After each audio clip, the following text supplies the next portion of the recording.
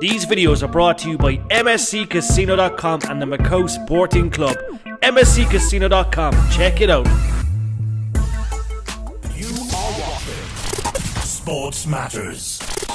Conor, it was a real sickening knockout, as I just mentioned to Eddie then. Did you feel that the finish was going to come as quick as it did? And what was your reaction when it did happen? I definitely knew the knockout was coming. I mean, I'm flying in super middleweights for sparring. They're not just sparring 6 rounds or 3-4 rounds. I'm sparring 12 rounds with 2 different middleweights, super middleweights. 12 rounds, 4 minutes, 30 seconds rest. So, you know, if he wanted to take me into deep waters, you know, his trainer was saying I was going to sink. But you know, talk is cheap. Talk is very cheap. And you know, just because I don't go around raving about how good I am, or you know, I'm top class, and I'll just let my fist do the talking. Continue to prove that as you know, I will be number one, and that number one spot, you know, I'm coming for it. Were you surprised that the ref actually did a count when I was, yeah. It was nuts, wasn't it, really? Like, see that a lot lately, actually. yeah. I was very, very surprised because when you see him just go down, He did sit up, go to sit up, Yeah. but you could see by the way he went down. I mean, he was polaxed. You don't need to count when a fighter's polaxed, but There was a scary second corner where you were cocked and it looked like he was still on his feet. You could have done him again. You would have been in trouble for it, but it showed a bit of maturity and experience that you didn't know before. oh, I was very close. I was very, very close. You talk about maturity. It don't mean spite still ain't there. You know, I've hit a guy before. Stephen Jamal, I hit him, see his eye roll to the back of his head, and I still want to take him out. So it ain't. It's just the way I am. I'm very passionate about what I do. You know, I'd like to think I'd be the guy that, you know, gets down on his hands and knees straight away, but I'm in such an animated, aggressive state that, you know, I'm just still revved up. But, you know, I'm glad he's okay. And, you know, we just had a chat afterwards, so just thankful to share the ring with him. Conor, a lot of people, as every fight, they say maybe this one is the biggest step up for you, and that's what the word was with Chris Algieri. Did you feel the difference in experience from your previous opponents, even though you got that, you know, amazing knockout? No. If anything, I think Formella was a little bit more trickier than Algieri in terms of styles. And you know, if someone comes to win, it allows me to capitalise on their mistakes. You know, I've not only just beat Algieri, I've also learnt in there as well. This is my education. I'm evolving. I'm growing still. And you know, that's what the great thing is about my career, is people have really seen me go from. It's very rare you get someone under the spotlight like I was and progress to world level. It's very rare because a normal person... and so raw at the start. And terribly raw. Yeah. You know. Well, I didn't want to say it. But. Didn't say it, I'll say it for you. Terribly raw. But, you know, we keep it moving, man. And, you know, hard work beats talent when talent don't work hard. I don't care who you are. If you work hard, you can do whatever you want. Just apply yourself 100%. I think it's amazing if you go back to that skinny kid walking down the steps at O2. Skinny podgy kid. Yeah. Just to think that he would go on, you know, and I know there's still levels to come, but Formella, Vasquez, Granados, Algieri, just over that sort of year period, and perform the way he has, and headline tonight in Liverpool. I mean, he's from Ilford, via Australia, via Spain. So, you know, but that's just a sign that the kid, he's a star, and everywhere he goes, Leeds last time out, the reception's incredible because he's so exciting to watch. I was going to ask as well, after the fight, I know you still enjoyed this fight, but the name Broner was brought to you. I want to see what you think of that as a potential next opponent. Is that something you want to entertain for 2022? I'll take Broner out. He don't concern me at all. These fights I've asked for, I don't need to call them out on social media because I know what social media is, because I get called out myself by these bums. I get called out all the time. It's like, you just got to pay no attention. So I get Broner or Brook or Khan not entertaining the thought, but you know, I've said to Eddie, listen, if you can make it, make it. At the end of the day, money talks. So, you know, that's it. That's what it comes down to. You mentioned Broner as well. Obviously, Khan and Brook, the conversation. I know, Eddie, you feel that that's just not realistic, really, is it? I don't listen. I like Amir, but he his eyes nearly popped out of his head when I started talking about Conor Benn. He doesn't want to face that young smoke. Do you know what I mean? And that's why he took the Kell Brook fight over the Conor Benn fight, because it's a friendly affair. The two guys, it's a little go in and have a dance for several million, and good luck to them, they deserve it. But it's different when you're talking about Conor and Virgil Ortiz and Boots Ennis. These are horrible, spiteful young fighters that come in to take your head off, and they won't be doing that in that fight, trust me. And that's what I said to Amir. You know, Amir against that. You imagine what Conor Benn would do to Amir Khan? Oh my God! I mean, you saw that tonight. It would be, honestly, it would be over within 2 rounds. 2 rounds. As soon as he hit him on the chin, you know, I'm telling you, don't scream and shout, but you know, as soon as he hit Amir Khan, it would be brutal. And but we'd still love the winner, you know. But I don't think the winner, will fight on. To be honest with you, you'd actually actively pursue? Yeah, we'd love to, but I just all those conversations. This is the last one for those guys. Kell may buy a boxer. I don't know, but this is it for those guys. This is the future, you know. But we're not waiting around. Those guys are going to fight in February. Then they're not going to fight again till September, October, November. We're out in the spring. So who's next? That's the question, and that's a conversation. Listen, I mean, you know, we always talked about that level of Algieri, Guerrero, or, you know, and you've sort of just demolished that level. So now it's up to Tony and Charlie, and just to say, like, this is, you know, there's still 2 levels till World Championship. So that's really. So how many fights are you talking? 2, I think. 2. 2 fights, and then fight for the world, because you're going to be 22 and 0. What if they keep ending within 6 rounds? Don't start getting violent with me. Conor, I don't know if you can hear it, Conor, but some of your biggest cheers tonight was for your defensive work. Yeah. It was obviously the toughest thing to really learn in the sport. Did you hear that, or what does it mean to you? Yeah, but I mean, when I do this day in, day out, the more opponents they bring in front of me, the more I can display everything we've been working on. It's not like I'm talking rubbish when I go, my next fight, you'll see a completely different Conor Benn. Because you've seen a completely different Conor Benn the past 4 or 5 fights. And the next fight, you'll continue to see something else, because I've got a good coach here. And I say coach because coach is just more than a trainer. It's just all round, you know, inside the ring, outside the ring, technique, mindset. It's all one. Do you know what I mean? And Tony's moulded me into a world class fighter, and I'll continue to prove it. You know, that's fine. It's fine with me. For those who want to keep down, I keep talking about it. That's because it bothered me when I really struggled when I was 19, 20, coming through, trying my hardest. You know, I just had to knuckle down and apply myself. And you know, you'll continue to see a lot more. There's still a lot more to go. There's still a lot more to learn, a lot more to put on display. In lockdown, you apart from your dad for a long time. What do you mean to box with him next year like that? We've had a great camp. It's been nothing but laughter, and just memories being made. I mean, because obviously my dad's not here, is he? So you know, having my dad here, it's like having my brother, a brother that I never had here. You know, it really is a blessing. And I messaged my dad while I was in the hotel saying, thank you so much, just for opening these doors. Because I wouldn't be where I am if it wasn't for you. Yeah, I train hard. Yeah, I do everything I possibly can. But he's paved the way for me. So, you know, I'll always be grateful and show gratitude to my dad for that. If the next fight is a big international opponent like Brogan, are you guys going to do your best to make sure that fight's staged over in the UK? Yeah, Conor's boxed in America before, and he definitely box in America again. But he's a star. Like, you know, if you look at the stars of British boxing, I know you got AJ, you got Fury, but he's right up there. So really, we want to make sure, you know, we got that period of Frotch and, you know, Groves, and see old big Tony down there, all that. And now you look at who are the guys that can fill arenas, and that's Conor Benn. You know, good crowds. We only had 4 weeks to sell this show, 4 weeks on sale, and we had just under 7,000 in there tonight. So that's a great achievement for Conor Benn. Heavyweight numbers, isn't it? Yeah, and really, the O2 is where we should be next. You know, that's.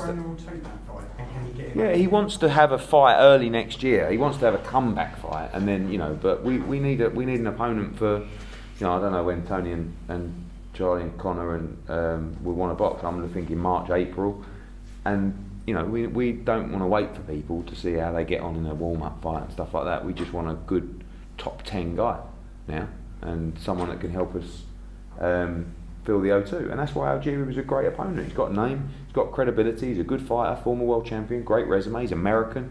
A lot of people tuned in America tonight to watch that fight as well. So that's all part of the plan.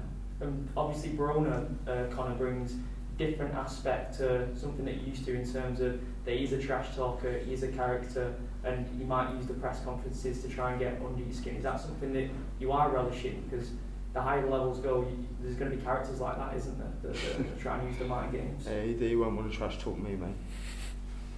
He's good at it. Well, I'll let him know. He don't trash talk me. Will you go for him in a verbal war? More than likely. You'd might get a bit that? physical, yeah, probably. Might get physical. Might get a bit physical, depends how he wants to play. I think you can play his have cards. full there and do that Yeah, one. sure. Get the fines ready. And when you look back at the last 2 years, like COVID has hurt a lot of careers, but for you, you had the first part of it where you were kind of locked away in the gym, and then the second part of it, you've had fight after fight after fight. If you look back now and this being kind of, it helped you in a way. Yeah, of course. I mean, obviously I've torn a tendon in my hand, I've broken my jaw, and while I've had these injuries, in COVID for example, it allowed me to work on a lot of things. Instead of keep having to fight on shows, make weight, deal with the pressure, just focus on getting fit, I'm able to train on a full stomach. I'm able to, learn, take my time, not in a rush, to work on a shot that's going to fit the style of my opponent. Just work on ring generalship and, working the jab, knowing your way around the ring. The school's never out there. Tony, what's your verdict on his performance tonight? Yeah, it was a fantastic performance, and as he said, he's worked so hard to get where he is, and he's always, always been in the shadow of his dad. But I think, like Nigel was saying to me yesterday, this is the day that he'll come out of my shadow, and I think we all saw that tonight, not just like the power, but you saw his ring smarts, how clever he is. And he was even out jabbing Algieri, which probably no one expected. So, the hard work that he's put in over the last 5 or 6 years, you're now seeing, what it's come to now. He's a world level, top level fighter, and on his way to becoming a world champion. Conor, there must have been a nice moment for you there when Nigel said that, look, he's not my shadow anymore. Well, he never was. Yeah, well, I'll always be my dad's shadow, and I don't mind that at all, not in the slightest. At the end of the day, he's my dad, and for even people doing the comparisons, it really don't bother me. If there's anything I'm proud of my dad and the legacy he's left. Why would I get the ump when people say you're in your dad's shadow? Why would that bother me? It don't, and never has. What bothers me is when people say you are where you are because of your dad, because that's not the case. But doors have opened, and I've run through them. I haven't let fear hold me back. I haven't let doubt hold me back. I ain't let the naysayers hold me back. That's why I am where I am. And I plan on giving my son the same. Not in boxing, because my son won't fight 1,000,000%. No. Well, no. No, mate. Eddie will be looking at yeah, the of course he will, yeah. My son, yeah, so I plan shouldn't on... be calling me like Clay, should you? Yeah. So my son, he... I plan on giving my son the same life my dad gave me, give my son the same opportunities. And for those who are envious or jealous of that, they're just that way because they couldn't give it to their kids, or they didn't get it. My son's going to have a blessed life, and I'm going to work extremely hard to make sure that the same doors that have opened for me, I've opened for him. And, I'll make sure that he applies himself. There ain't nothing handed out to me, but they used to give me £50 a week. I used to have to buy home brand pastas with cheddar cheese and home brand ketchup and have that for a week because my dad wanted me to understand the value of money. When I lived in Manchester Hyde, I was sent from Sydney, Australia. Yeah, big change. So, I'll teach my son them same values, them same qualities, and that's why I am where I am, because I work extremely hard. I work like I come from nothing. I work like I didn't go to private school. I fight like that. You'd never think so, would you? You ain't got to come from the ends to be a great fighter. You ain't got to come from the baddest ghettos. It's all comes from within it. You talked about your dad joking about you whilst these intercontinental belts and all this. But are you still now dreaming of getting closer and closer to getting the proper one to go and go? Listen, I like my continental belt. I've defended it 6 times now. I like my belt. You know, I won a title before my dad won a title, as it happens. He's just a bit jealous because I won my continental before he ever won a title. I'm younger, so no, I like my continental. But world soon come. It'll always be that friendly rivalry until I win my 2nd, 3rd world titles. It'll always just dish it out, inducted in the Hall of Fame. Can't compete with it, really, can you? To be honest. Eddie, there's a lot of talk of you taking a card over to Australia. Any chance of Conor clearing on that? Yeah, I mean, the problem is now he's one of our main guys, one of our main draws. So you don't really want to put him on an under. He's kind of, I think that ship might have sailed. But listen, if he turned around and said, listen, I'd love to go and fight over there. You know, it could be the Haney Cambosis card, co-main, you know, whatever. But he's doing quite well for himself now in his purses and things like that. And you know, we have to really let him fill out arenas because he's on a great run. And I don't see him really fighting on undercards unless it was a mega event like that. But you know, I see his next fight in the UK. I'd love to see him headline the O2 because I feel like that will be, you know, and obviously big West Ham fan as well. Olympic Stadium, you know, he knows those guys well, and Tony knows, you know, the owners and stuff like that. And you have to dream of nights like that. And there's not many fighters in Britain that could do it. He could do it for the world title, no doubt.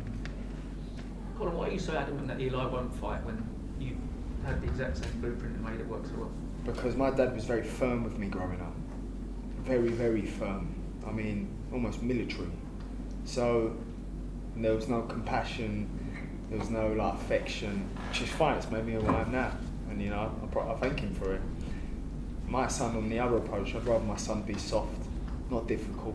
Not, oh yeah, my dad's Conor Benn. No, I'd rather my son just go and mind his own business, get into whatever it is, just I'd rather him not have that hardship or have to go through anything. I'd rather him just be soft, chilled. You know, like my other brothers and sisters. They're all like, they live in like cuckoo land. They do. What if he's got it in him though, Carl? I don't know, because I feel like it's slowly fizzled out. I'm hoping anyway. But I've always had it in me. When I look back now, I've always been what's the word I'm looking for? I've always been very energetic. I've always had that in me. Handful. Yes, that's the word I'm looking for. I've always been a handful.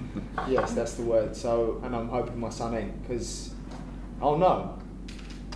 And then, I don't know, I used to sing in the church choir, so... I feel a bit sorry for Eli. He's only, is he last month already lived his life? Yeah. Fighting, I know. No, who knows? You know, I pray to God that he chooses a different career, because this is a very hard sport and it ain't easy. And I wish my dad told me how hard this sport is, because it ain't easy whatsoever, mentally, physically, emotionally, and you either got it or you ain't. You know. Conor, have you watched the knockout back yet? Have you seen how incredible a shot it was? I have, yeah. It was a good shot, wasn't it? Yeah, it was a good shot. I was happy with the shot, to be honest. But it was just set up lovely. You know, everything we've been working on is just taking its course. I mean, we'll probably still watch that back and go, yeah, could have done this better, could have done that better. And you know, it's Tony straight after Tony, you happy with that, mate? You know, because Tony will give me his honest opinion. You know, if I've done something wrong, he'll tell me. He'll watch it back and then he'll go, yeah, we need to work on this, we need to work on this. Even when I knocked Vargas out in 1 round, there was still things to work on. There's always room for improvement. And you know, humbleness is the beginning of knowledge and the beginning of wisdom. So, you know, for as long as I stay humble and, you know, listen to my team, promoter, manager, trainer, my dad, you can't really go wrong. At the end of the day, it's not just me, it's my whole team that make me able to do what I do. In terms of promotion, in terms of management, in terms of Tony coaching me, it's an all-round package that allows me to be the best version of me possible, come fight night, physically and mentally. All right, guys, well done, Conor. Check out and support all our media partners. Sports Matters, bringing the sports home.